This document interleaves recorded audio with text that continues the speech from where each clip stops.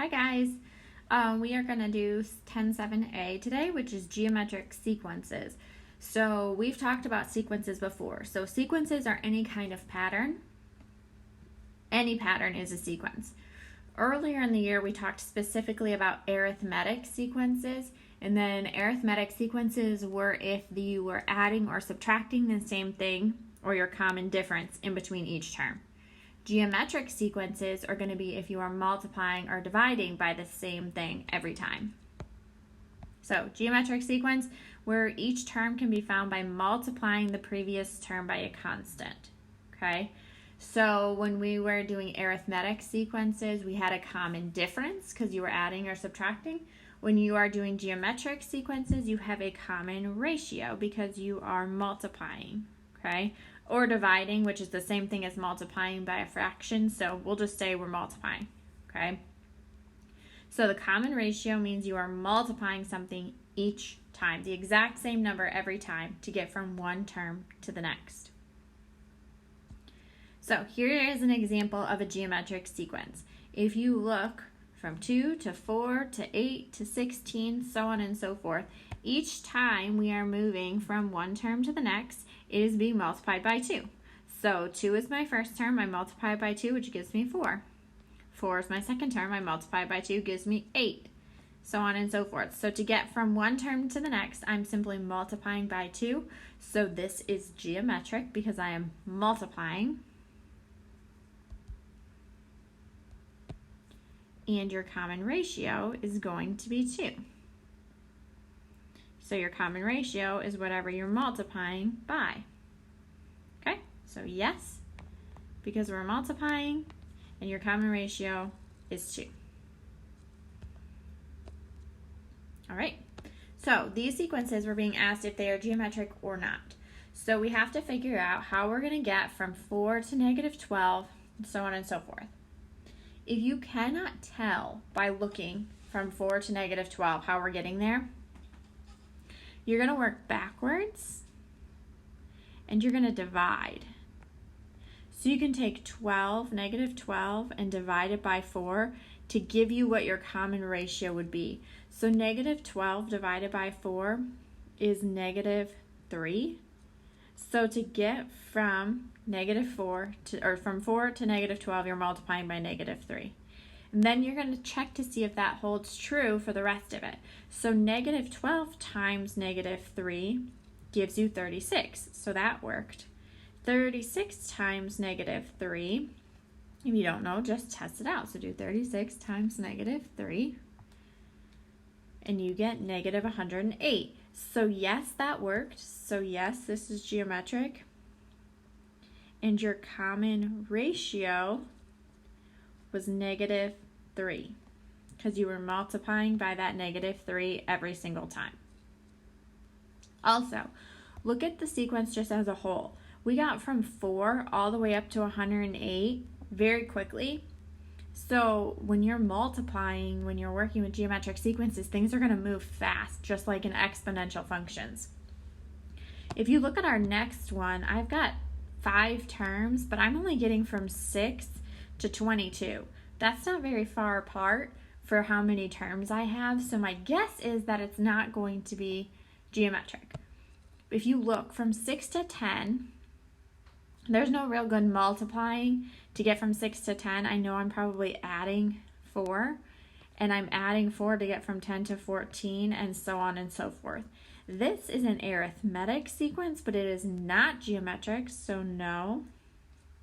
So this is not geometric. Just like when you checked for exponential functions, you don't want to be adding or subtracting, so this is not geometric. Here, a lot of people were getting confused on this on their homework, and that's my fault. To get from 13 to stay at 13, you're either multiplying by 1 or you're adding 0, right? You can get there either way. However, staying at a constant rate does not constitute as an exponential function or as a geometric sequence. So no, you can't multiply by 1 and have that be a sequence or a pattern, okay? So this one is not geometric. because it's constant. I know that technically you can multiply by 1, but we can't have a constant. Okay, you can't have the same number over and over again. So that makes it not geometric.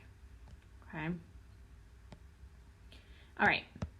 Finding the next 3 terms. So if you're given a pattern and you're being asked to find the next several terms, you need to know what the common ratio is first.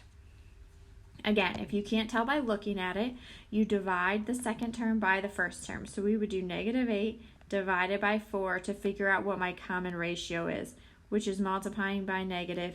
To get from -8 to 16, I multiply by -2. So divide the second term by the first term to find the common ratio. That's what we just did. We did the second term of -8 divided by the first term of 4, and we got that the common ratio was -2. Then you multiply each term by the common ratio. So the given sequence was 4, -8, 16, ... We're being asked to find the next 3 terms. So all we have to do is continue to multiply by -2. So 16 times -2 is -32. You multiply that by -2, you get a positive 64. And we are asked to find 3 more terms, so we're going to do it one more time. So 64 times -2 is -128. Just because we stop doesn't mean that the pattern stops, so we put the ... at the end, and that's it. That's all you have to do to find the next 3 terms. So we look down here. We're actually being asked to find the next 4 terms. I'm not sure by looking at this how I get from 72 or from 60 to 72. So I'm going to work backwards. I'm going to do 72 divided by 60 to help me figure out that common ratio. So 72 divided by 60 is 1.2. So I'm multiplying by 1.2. I want to make sure that that holds true. So now I'm going to do 72 times 1.2, and I get 86.4. So that is correct. My common ratio is 1.2. So then I just have to continue to multiply by 1.2. So 86.4 times 1.2 is 103. I'll change my color.